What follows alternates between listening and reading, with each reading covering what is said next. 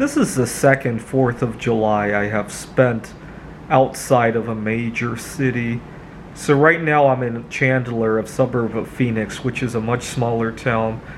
I think last year on the 4th, I spent the 4th of July in Ellensburg, Washington.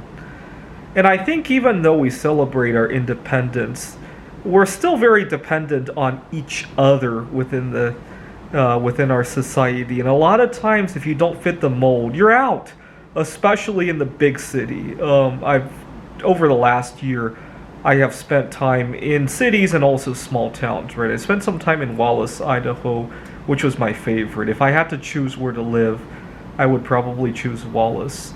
Unfortunately, that's going to be difficult when we have to go back to the office, right? I'd have to commute 5 hours each way.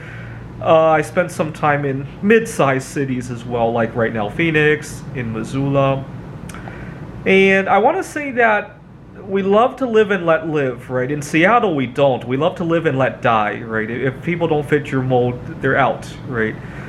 One of the big problems is that I have very different hobbies and interests than most of my peers.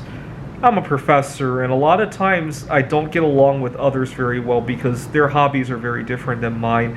And so I have a hard time getting people to understand what I like to do after work, and they just think I'm crazy, right? See, if I were a professor in Wallace, Idaho, I don't know if they have any schools there, I would imagine people would more be on the more live and let live side of things, right? Hey, you go do what you want after work. It's none of our business.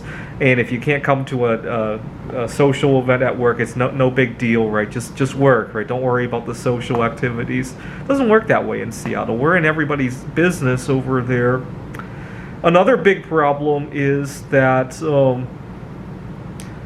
I have difficulty with personal life as well. See, I have a very different concept of dating than most people my age, right? Most people want to go on a date to meet somebody one of two things, right? They want a long-term commitment, or they just want to have sex, right? I want neither of that.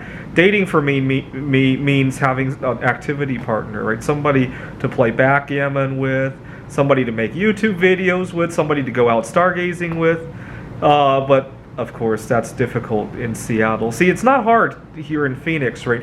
I can meet somebody who does that kind of stuff with me, and they can still go date for the other purposes, right?